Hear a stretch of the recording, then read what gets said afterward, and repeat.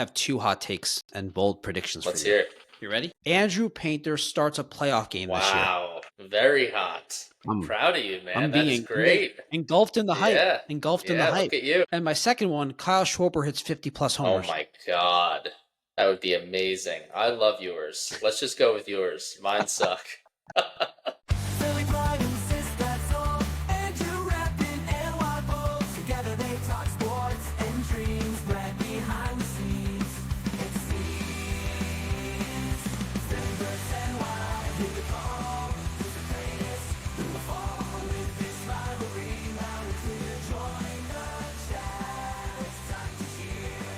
Sports and culture all in one. Catch the fire, feel the fun. Andrew Sistad, glad unite. Philly NY in the spotlight.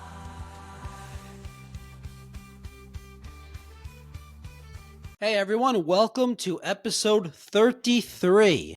It is part one of our three-part MLB season preview episodes. On this episode, we are previewing your Philadelphia Phillies. Where's your excitement level? It's at a 5, I would say. Oh, wow. That's it? Yeah. I think that's kind of the general tone for the city. I think there's not a ton of buzz for the Phillies this year. I think there's a few different factors for that. Can I make a guess of what some of these Sure. are? The adrenaline rush, the come down from the Eagles. That's 1,000%. For the Phillies, it's the same core roster, so there's not much excitement, like what's different. And then you have the Dodgers, who had the crazy offseason, and then even the Mets got Soto, and so I think that's all probably playing a factor in that level of excitement not being high. Yeah, unfortunately for the Phillies, the way that the past few years have gone, although they've been great and they've been a ton of fun, especially after the long playoff drought of 11 years. You know, obviously they didn't make the playoffs from 11 to 22, but they are now the 76ers. They are now kind of, cool, like wake me up when you get past the second round, which is kind of it's not a fair way to look at it, but that's just the reality of it. They have the 2022 team, they go from missing the playoffs for 11 straight years to making the World Series, having a really exciting run. They almost win the World Series. They lose to a better team. That's going to happen, but there was no. We talked about this with the Knicks. There wasn't that build up, like excitement period where you weren't taking steps toward your goal. You kind of fell, you fell short of the ultimate goal, and every year since you've taken a step back, and there just hasn't been a ton of. I mean, this off season, there's a couple night. Obviously, the Luzardo thing is going to be really big for them. We'll see what Painter can bring to the table later on in the season, but for the most part, it's the exact same team that fell short last year. So, not to mention. So let's talk about that. Okay, go ahead. Start us off. Let's talk about. So last season, to recap, because I think it's very important when we just talk about. And you were just going into it, but I wanted to slow you down. I'll just spew. So you'll go through all the segments in the first 10 minutes. Briefly touch on everything. When talking about this year's Phillies team, as you were just about to say, what you already started saying is we can't have this conversation to preview this season without talking about the previous couple of seasons. And that's what you were alluding to. So last year, 95-67, NL East champs lost to the Mets in the NLDS 3-1.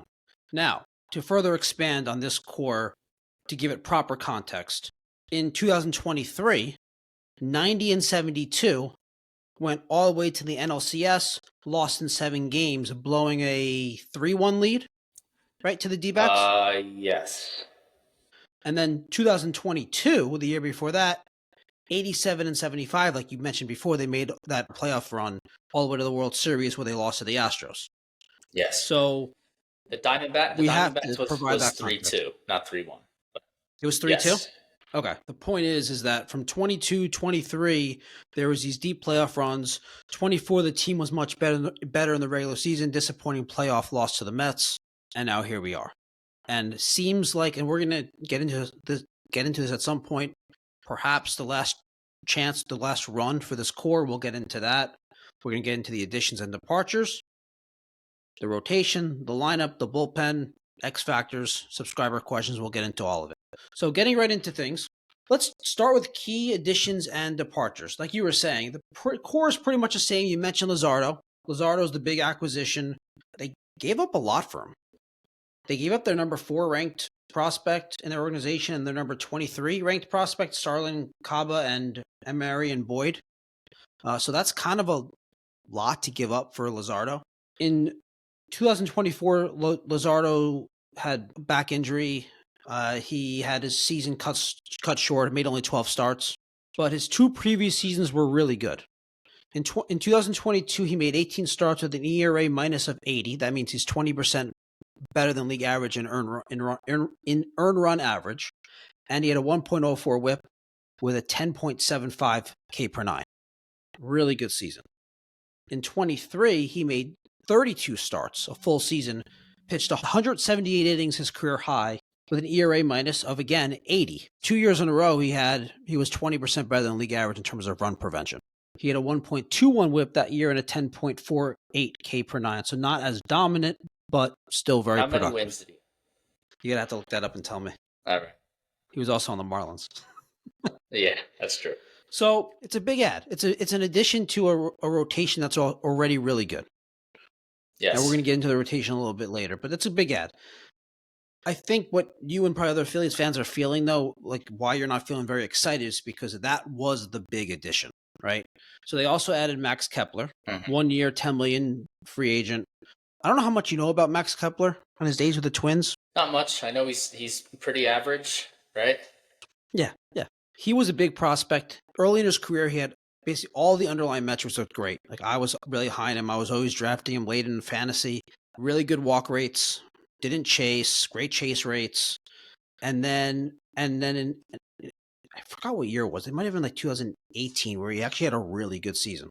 But this is a player that has never lived up to that hype, never lived up to the underlying metrics, the expected statistics. His thing is he's an elite corner outfielder. So they added a really good defensive player. He's very injury prone. He's always had trouble staying on the field. He has finished with an above league average weighted runs created plus twice in 9 big league seasons. He's always had good walk rates, good OBP guy. Until last year, it was really weird. He's typically in the 80th percentile in whiff rate and walk rate and chase rate, which means he's really good at not swinging at pitches outside the zone. And that was his calling card. Really good defense and getting on base, which is very, very valuable. But really weird last year. In walk percentage, he was in the 14th percentile. He had a 302 on base percentage last year. Oh, God. Very strange. Yeah, that is odd. Yeah. So the Phillies are getting him off his worst season. So anyway, I do think he's a good ad for the defense. $10 million, for 1 year, it's low risk move. But no such thing as a bad 1 year deal, in my opinion. Okay. Moving on from Kepler, Jordan Romano is in, but Hoffman out. Yeah, that's kind of a downgrade in my opinion. Yeah, Hoffman was really good for them the past couple of years. Yeah. So sucks to see him go, but hopefully Romano can fill that void a little bit. So Romano was an elite closer, high leverage reliever for 3 or 4 years, and then the last year and a half or so, some injuries and some bad performance has really fallen off. So maybe the Phillies can help him get back to form, but kind of odd that you would go and spend the money on Romano and just let Hoffman leave. Yeah. Kind of is odd. I do have a lot of thoughts on their bullpen. We'll get into that, but those are the big additions and departures. Like you were saying, it's the same roster. Yeah, especially. Is there one I'm forgetting? Not really. I mean, especially like, is there one that you're forgetting? Like major addition or subtraction? Addition or subtraction that I didn't pick up. No, on. the lineup is going to be exactly the same except for Kepler, but it's all the same guys coming back. I think they might like mess around with the lineup a little bit this year. Well, they should. We're going to get into the lineup though. But for the most part, it's 21 of the 25 guys from last year, something like that. Yeah. Well, let's get into the lineup right now. Okay. Let's do it. So, and let's talk about some of the strengths and weaknesses of the lineup. So, at the top of the lineup, you're thinking they're going to mix it up. They're not going to lead off Schwarber. I don't think that they're going to lead off Schwarber. I don't know. They've kind of been sending mixed messages throughout the spring. I don't think they should lead off Schwarber. And I'm not just like I understand the value of him leading off. Last year, he hit a lot more singles and doubles, and he got on base more, if I'm not mistaken. I'm sure you're going to correct me and tell me that I'm totally wrong, but No. Schwarber, not only did he get on, he had like his best on base season perhaps ever. It was very noticeable. He's usually like a 330 on base guy, like a little bit above league average. Last year he was like 360s or 370. It was really and even his batting average, like you said, it was higher. Now I don't know if that's just because I don't think it's because he's leading off, because he was leading off for years. So it's not like I'm going to change my approach because I'm leading off. He's been leading off. That's what I mean. So I would rather have him, that's always been the great Schwarber debate, right? Some people love the fact that he leads off because it's more opportunities for him to hit a home run. I get that. I think that that's all great. It's well and good, but I think they're at the point now, especially towards the end of last year and specifically in the playoff series. I mean, they were just swinging for the fences, and they couldn't hit. They could not score any runs. So I would very much love for them to change the approach. You let Trey Turner lead off. You have Harper hit behind him. You put Schwarber in the 4-hole and see what happens. Hopefully he can drive some guys in. And again, I don't necessarily disagree. The analytical system or calculations have figured the optimal way to put a lineup together is your best hitter. Overall best hitter hits second. Your second best hitter hits cleanup, which is kind of fits exactly what you're saying, because Harper is their best hitter. Probably Schwarber's really close, and then but they're the two best hitters clearly. So that kind of fits the more analytical approach, actually. Well, you know me, dude. I mean, Mr. Analytics, yeah. The other thing that I would consider, I would see how what I just said goes for a couple of weeks or however long. The other thing I know we're gonna, well, maybe I'll save that for like X factors and stuff, but I have another suggestion that, again, if that doesn't work out, I'd probably go Stott 1, Bryce 2, Turner 3, Schwarber 4. You can't lead off Stott. You can't lead off Stott, dude. Come on. I think he's like one of the worst hitters in the so lineup. He was last year for sure, but he was dealing with an injury for the most of last year. Like since May, he was dealing with an injury, and he had a very down year after a promising 2023. So I would love to see him bounce back. He always would put together just a really good at bat. Even as 23, I'm sorry to cut you off. Like, I agree, he was good. Do you know what his? Could you guess what his weighted runs created plus was? Now again, weighted runs created plus 100 is league average. So anything above is above league average. Anything below is below league average. 123. 101. Oh, above average. So he was a league average hitter. Yes, but he was a league average hitter. But he's also still very young. I just think so let him develop and get better. Yes, I off. think he's a candidate for a bounce back year. They're going to need him to. I agree with that. I agree with that. He's a candidate for bounce back year. I probably wouldn't lead him off though. But I see what you're saying. You're saying not to go into the season with that way. You're saying if the top 4 doesn't work out, he's doing well, then put him in the leadoff spot. That's kind of what you're saying. Yes, exactly.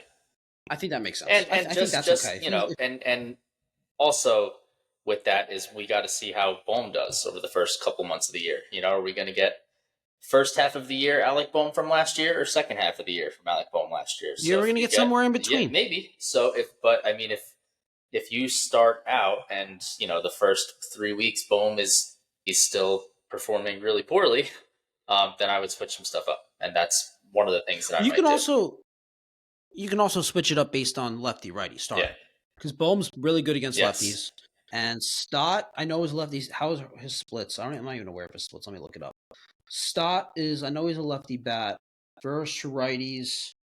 Oh boy. Well, last year he was terrible against everyone, so I don't know if that's fair. Last year he was terrible against everyone. In 23, this is crazy. As a left-handed hitter, WRC plus against lefties, 101. His WRC plus against righties, 102. Really? Nice. Hey. Yeah. Mr. Consistent. That's kind of impressive, actually. Yeah. That's kind of crazy. I don't necessarily disagree with you about not leading off Schwarber. I think Bryce 2, Schwarber 4, or even vice versa is fine. Schwarber 2, Bryce 4 is fine also. Yeah. Yep. And there's no reason why Trey can't lead off. He's not this like elite OBP guy, but he's a good OBP guy. He's no longer in like the 99th percentile in sprint speed, but he's still very fast. Still a good base stealer. But maybe they wouldn't want someone stealing bases in front of Bryce and Schwarber. Maybe they like having base stealers behind them because you don't want to risk getting guys thrown out, and you also don't want to steal bases. Encourage teams to pitch around Schwarber and Bryce. Right. Yeah, that makes sense. But I think it's good to have at least the threat of some speed on. Either way, I really like the top of the lineup. I think Thank you. Schwarber and Bryce are great hitters. Yeah. You didn't build the roster. Schwarber and Bryce are great hitters. Trey's really, really good. And Bohm mashes lefties. And JT Realmuto is still a solid hitter. The bottom of the lineup is pretty weak. Once you get past the first four, you're in pretty good shape. First five. Give him five. Give him five. We'll see. You know my feelings on Casty. But sure. No, I'm not talking about Casty. Casty's gonna hit 5. Why wouldn't Realmuto hit 5? I don't know. I just feel like Casty's been in their 5 spot like since he got to Philadelphia, essentially. So last year he was hitting 7th a lot. He was horrible, so they had to hit him 7th. He's going to be bad again because he's not good. That's your guy. You always take him in fantasy. He's, you always tell me how good he is. No, I've taken him in fantasy before because I liked he had a role on my team, which was counting stats. I didn't take him with the rest of the elite OBP, OPS guys I had. It made sense to have him. Right. That doesn't mean it's about building a roster, and we don't want to get into fantasy baseball here. Okay, fair enough. So then they got Kep in left, Casty in right. Are they planning on platooning Kepler? I'm assuming they're not playing him against lefties, or are they just playing him every day for his defense? I think they'd probably play him every day for his defense. Marsh is going to be the center fielder, obviously. So, well, Marsh and Rojas. Right? Yes. Good God. Yes. But against Speaking lefties, of horrible this was what makes him. Yeah, Rojas. Yeah, but this is what makes him vulnerable to against left-handed pitchers. Is like you have Kepler, you have Marsh, like all these players. Their bottom of the lineup is very susceptible to lefties. So you can, I'm not saying you should necessarily platoon because it's not like Rojas is hitting anyone lefty or righty, but at least you get a better center field defense against a left-handed pitcher because Marsh isn't going to really be very productive offensively anyway. Yeah. And then Cassie's an everyday player in right field, and he's a disaster defensively, and he's disaster at the plate. And let's get into what you said. What was his swing rate last year? Just hit me with Castellanos' swing rate. Come on. I'm gonna give you some. I'm glad you asked. Okay. Did you know that No, I just know that he swings at everything and analytics. And, okay, I don't have swing rate exactly. I have K percentage though. Okay. So strikeout percentage. Right. Not swing percentage or chase percentage, right? Yeah, chase percentage. That's the one. That's what you're talking about. I know. I call it swing percentage. So this is the weakness of this team. Swing percentage. So this is really the weakness of the team. I know you complained about it, and this is it. Strikeout percentage. This is the Phillies guys. Schwarber, 28%. Marsh, 32%. Oh my God. Sosa, 24%. JT Realmuto, 24%. Bryce Harper, 21%. Trey Turner, 18.5%. That's 1, 2, 3, 4, 5, 6 guys over league average, which is 18%. That's essentially almost the whole lineup is over. Yeah. That is insane, man. That's the issue with the lineup. That is absolutely the issue with the lineup. In the playoffs, in the postseason, where you were so unhappy about this when we did these episodes after the Phillies season ended, talking about how they just got in a routine where they just swing. That everyone was just out there swinging at everything. 30% K rate for the team in the playoffs. in the playoffs last year. Unbelievable. Remember, 18% is league average. Unbelievable. As a team, 30%. Yeah, and listen, I know I'm, Mr. Hyperbole and emotional, but I mean, I just remember sitting there thinking, like, good God, what on earth are you all swinging at? And Castellanos was Yep. the ringleader in that category. But yeah, look, you take a step back, and baseball's a really long season, and sometimes the bats just go cold. But this is a team that had the 5th most runs scored in baseball last year, so they have the ability to put up the runs. The issue is that it's all well and good when you're playing the Oakland A's in May. Then, like, yeah, go ahead and hit a bunch of solo home runs. That's fine. But in the playoffs, like, you have to find a way to scratch and claw and get some runs. You got to play some small ball, and they just did not do that. They didn't do it. And it's not. And they're not going to even this year. like. Listen, it's not even like. They didn't do it. They went cold. It's like their approach was just go hit a home run. Like that. It's not going to work. You juxtapose that with the series they lost to the Mets, and like the Mets just had from a baseball, like they were doing everything the right way at the plate. They were taking pitches, they were patient, they were driving the ball the opposite way, like everything that you would want your team to do, specifically in the playoffs, the Mets were doing, and the Phillies just looked like they were playing a completely different sport than the Mets. Yeah. And when they added Max Kepler, my first thought was, oh, well, they're addressing this. And then I looked at Kepler's stats last season. I hadn't realized that he's no longer, like, at least not last year, he wasn't this guy who took pitches and walked. He swung at everything. He fits right in, man. He fits right in. They have to figure out a way to. Now, they're not going to completely change. They're not going to go from a team that doesn't strike out a lot to from a team that strikes out a lot to a team that doesn't strike out. They're going to strike out a lot, but they have to cut that down, even if it's a few percentage points. Have to cut down a little bit. Trey Turner needs to be better than league average in strikeout percentage. They can't have Marsh at over 30%. Like that, you can't do that. So they're not going to be a very patient team, but they need to be a little bit more disciplined. They need to take the first pitch. Like, just take the first one, guys. Please, for the love of God. I don't know about that one. I know you're anti, but like, the numbers just suggest that the first pitch is the best slugging percentage against. Yes, but first pitch when the pitcher knows that you're going to swing at anything, then they're going to bounce a ball 3 feet in front of the plate, and Castellanos is going to change the perspective, change the scouting report, and then readjust again. Yes, that's a good idea. I like it. Thank you. All right, you ready to talk about the starting pitcher? Sure. The strength of the roster, by far, has been for the past few years now. It's incredible. So Zach Wheeler, a top 3, probably top 2, 3 starting pitcher in all of baseball. That guy. Zach Wheeler's awesome. Aaron Nola, who you don't love as much, but never still said really a bad good. word about him. Don't know what you're talking about. Christopher Sanchez, Nola was who very in good the last year and a half. I want to go on record saying he's very good. He's just at times he can be frustrating to watch because he's very consistent. Well, that's not true. He has bad games, which every pitcher does, but his always kind of seem to come at a bad time. Like when you. Well, it seems like you hope that, hey, the team is they're skidding right now. They've lost 5 of 6. Hey, at least we have Aaron Nola, who's really good starting first tonight. He's gonna stop the bleeding, and he seemingly falls apart. Still, listen. We love Nola. We appreciate him. He can be frustrating at times, but he's what, the 4th best pitcher in this rotation? I would still consider him the second best pitcher in this rotation. Sanchez was really good. I base it on more than just like ERA and WHIP, but yes, Sanchez has been his production, his results have been better than Nola's the last year and a half, or 2 years really.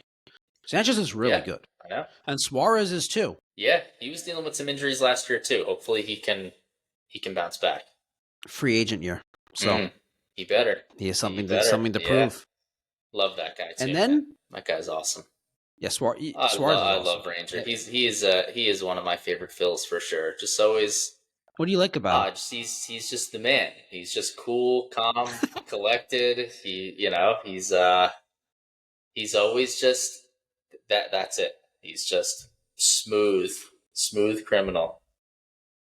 Smooth Love criminal. him. Interesting. And then Luzardo is maybe the second or third best number 5 starting pitcher in baseball. I mean, the fact that he's like their fifth starter is crazy. He has a potential to be their second best starter. I agree. It's a really strong rotation. And then let's not forget about Painter. Back from Tommy John. He's not ready to start the season. They're slow playing it, which they should. They already have 5 major league starters anyway. But he is going to be an option at some point this season. Great.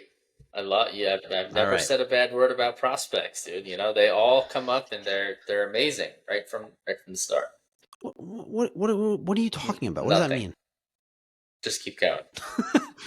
You don't like prospects because they don't work out. I guess I understand the excitement. I just okay. I just need to see it on the field before I get excited. That's all. Okay, that's fair. You're not against prospects. You're not like, oh, I don't believe in any prospects. You just don't get engulfed in the hype. Yes, I'm not waiting for the savior to come from the minor leagues and come. I'm with you on this. Okay. They're overhyped. Yes. Teams overhyped them for the trade value too. So which is smart. Yeah. Bullpen.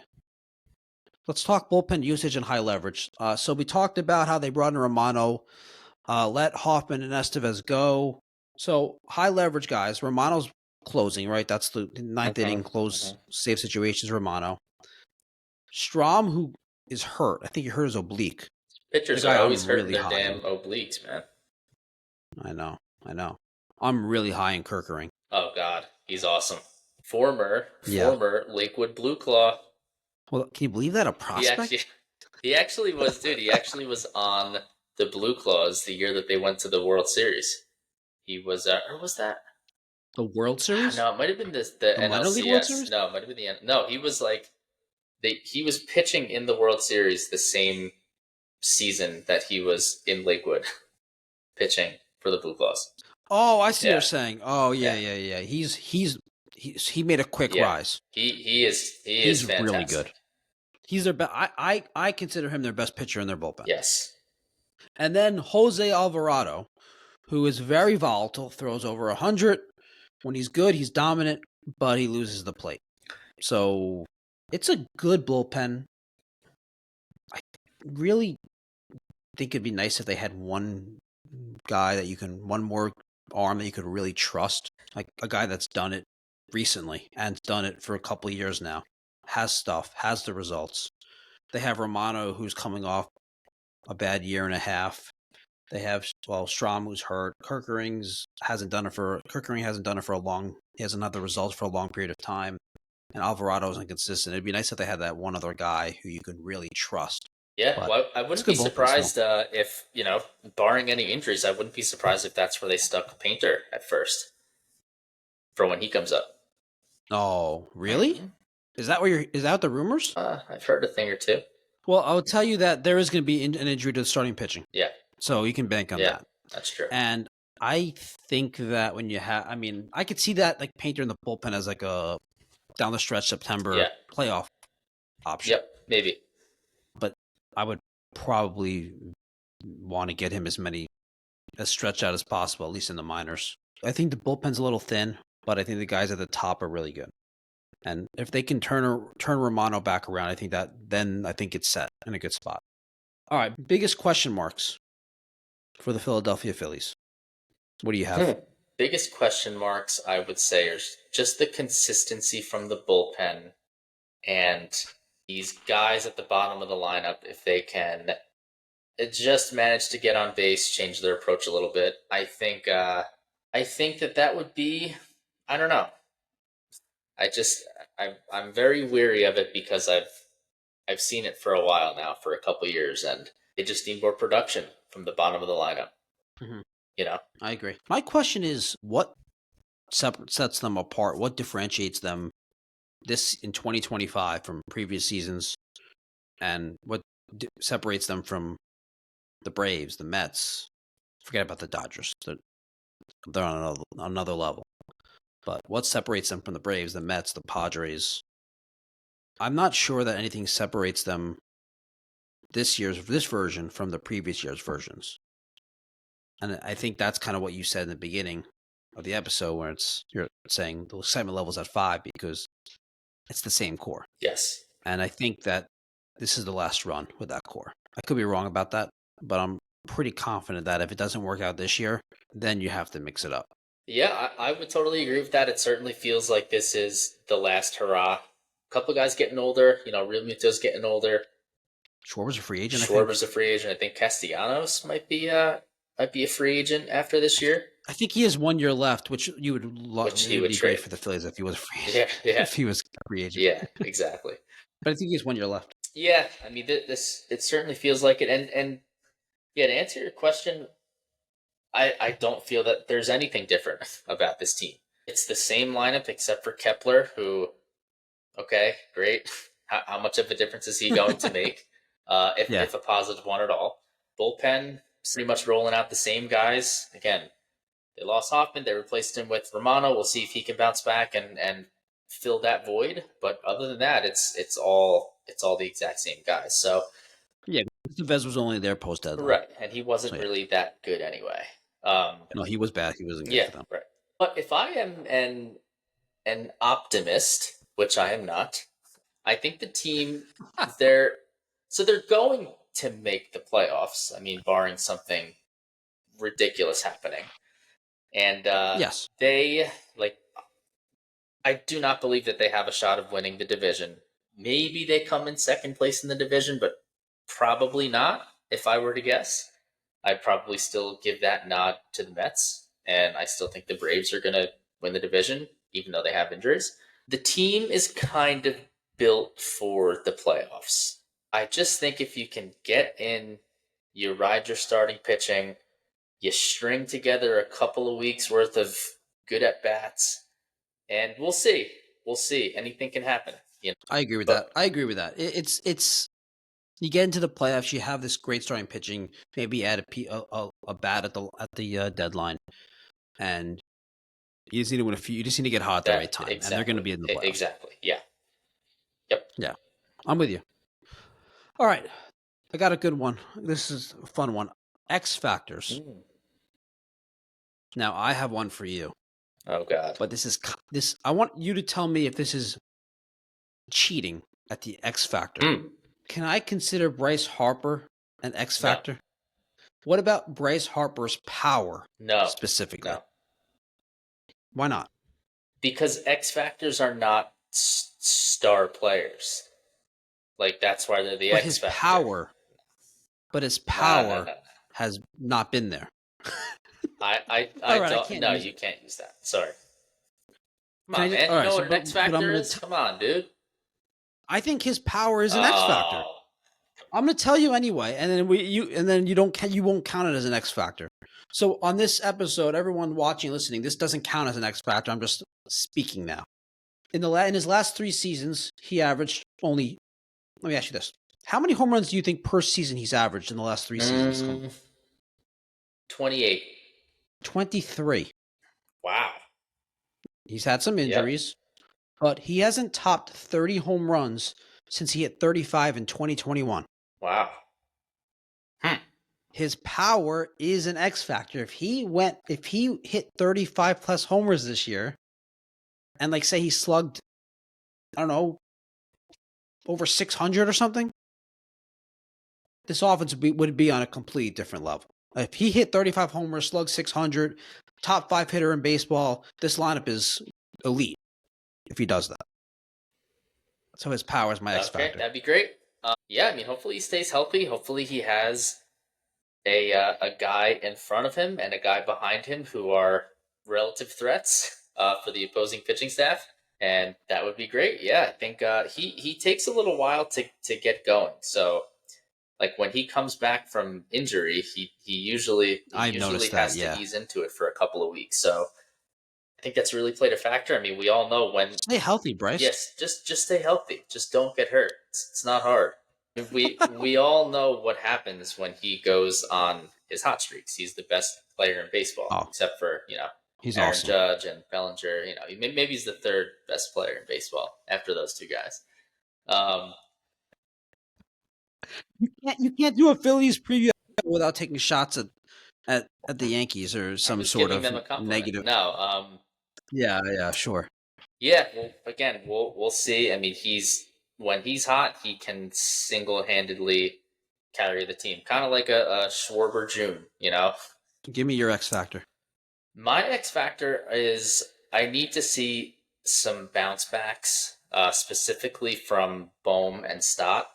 Bohm was awesome the first half of last year and just fell off of a cliff, which is really disappointing to see. Go ahead. Do you just want him to be more consistent year, or do you want him to have a better year overall? I want him to have a better, I guess, more consistent because, I mean, yeah, if you look back, his numbers were probably pretty decent last year, right? Bohm, I'm speaking about now. But obviously he totally fell off a cliff. When was that? I don't know, maybe July or so, something like that, and was putrid ever since that. Stott, like we said before, Stott was dealing with an injury before. I've always loved watching him play. The first couple of years of his career, especially 23, he was the one guy in the lineup that would work at bats and make the pitcher work and foul off a bunch of pitches and wait and drive the ball the other way. Like, he was that guy in 23. So hopefully he's healthy and feeling good and ready to put together those kinds of at-bats again, because again, like we've been saying, nobody else in the lineup does that, and they really need it. Bohm this is last season, 2024. In March and April, 184 WRC plus, 184, 84% above league average. In May, not so good. 78. In June, 121. So hot first month, bad second month, hot third month, and then it looks like it was really just as May, because July 124 WRC plus, and then August 91. But that's not terrible. It's really just May was terrible, August was bad, and then in September he was awful, and then in the playoffs he was awful. Yeah. So yeah, I guess it's the last like league average. Yeah, and you're good. It's what we remember him as. It's like that last taste in your mouth. But yeah, I mean that's more consistency and healthier and better at bats. All right, bold predictions, hot takes. Now this is on certain players. Let's hear yours. Gosh, my hot take is that Bryson Stott should be leading off to. I like it. All right. Are you joking? You're being serious? I think that if I had a hot take, again, it's after a couple of weeks. If Bohm is not doing well, we shift that lineup up. We put Stott 1, Harper 2, Trey 3, Schwarber 4, and the rest plays itself out. All right, I have two hot takes and bold predictions for you. Let's hear it. You ready? Andrew Painter starts a playoff game this year. Wow. Very hot. I'm proud of you, man. That is great. Engulfed in the hype. Yeah. In the hype. Look at you. And my second one, Kyle Schwarber hits 50-plus homers. Oh, my God. That would be amazing. I love yours. Let's just go with yours. Mine suck. Yours aren't bold or hot. They're just whatever. Mine are actually logical. Imagine that. Yeah, it's hard to imagine. Yeah. All right. I think mine are possible too. I think they're very likely. Okay. Not very likely. They're somewhat likely. Not very likely. Okay. All right. Let's get into season win totals and playoff odds. Fangraphs has the Phillies win line at 87.4. Wow.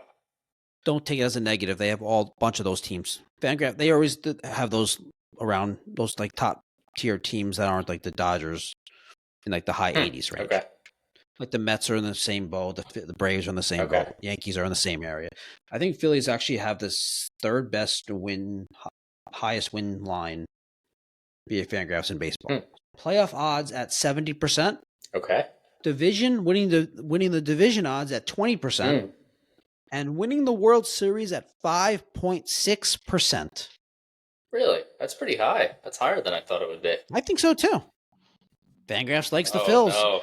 You know what? You know what their model doesn't do though. You know what their model is not factoring in. I don't. the emotions that fans have, the negative emotions of the last couple of years. Do you think that computer matters? doesn't factor that in? Okay. What do you think about that? Which part? You thought the win total was low, but everything else seems right. Low. I Playoff mean, odds 70%. I wouldn't put the win total any higher than, I don't know, 92, 93. Yeah. Yeah, I'd expect them to win in the low 90s. Yeah, as I just said, I don't expect them to win the division. I think it was great that they won a division last year, but it was largely because the Braves completely fell apart and they were ravaged with injuries. The Mets, I don't know. I mean, I guess they'll probably be better this year, but they had a very slow start to the year, so that really helped the Phillies win the division. For sure. So yeah, I would firmly, not firmly, but I would have them as the third best team of the division, which just means that the division is really good. I think they're the second best team in the division. And when we put out our Mets season preview episode, I'm going to tell you why I think the Mets are the third best team in the division. Okay. But I think Braves, Phillies, Mets. No. Wow. Okay. No. But that helps the argument. Mets have a lot of injuries. Yeah. Right now. And also the Braves. Acuna is going to be on the IL to start the season. Strider. And he says coming off his second ACL surgery, he's going to run less this year. And like you said, Strider starts the season on the IL. They lost Max Fried. Braves are really good. All right. But I don't think they're the overwhelming favorite. It's very close. Wow. Okay. Love it. Really good top three in the division. Yeah. All right. Subscriber questions. I'll start with, look who it is. At Slickstad, your brother. Hey. Our biggest fan. What impact, if any, will Andrew Painter have on the Phillies season? Well, I think he's going to pitch in a playoff game. No. I think he's going to be really good. I think he's going to be start impactful. A playoff game. Start a playoff game, yes. I think he's going to start a playoff game. I think he's going to be a mainstay in the rotation in the second half. And I think he's going to be really, really good. Wow. I think he will have a marginally positive impact on the season. Out of the bullpen, you think? Out of the bullpen, yes. Okay. At Tyler_112, do we have the best rotation in baseball? So, Tyler, it's a really good rotation. So don't take this the wrong way. Oh, God, here we go. No.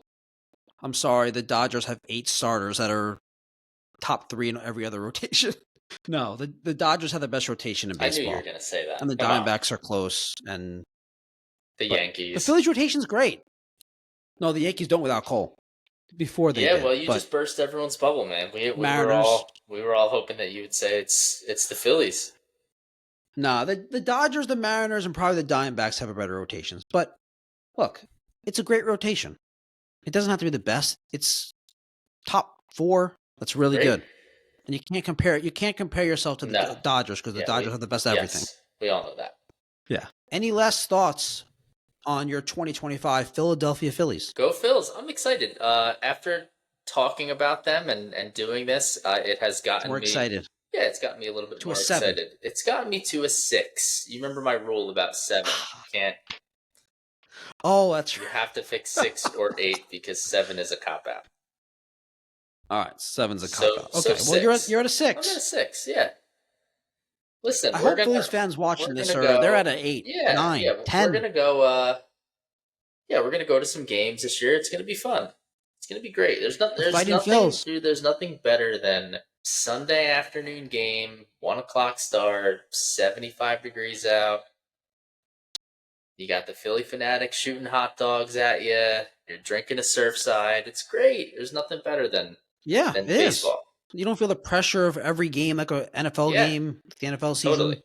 Yeah, for sure. All right, that's it. Thanks for listening. Thanks for tuning in. Like and subscribe. See you next time. Philly pride insists that's all. Andrew rapping and Wild Bulls. Together they talk sports and dreams. Right behind the scenes. It seems Phillies and Wild. Hear the call. Who's the greatest? Who will fall with this rivalry? Loud and clear. Join the chat. It's time to cheer. Sports and culture all in one. Catch the fire. Feel the fun. juices that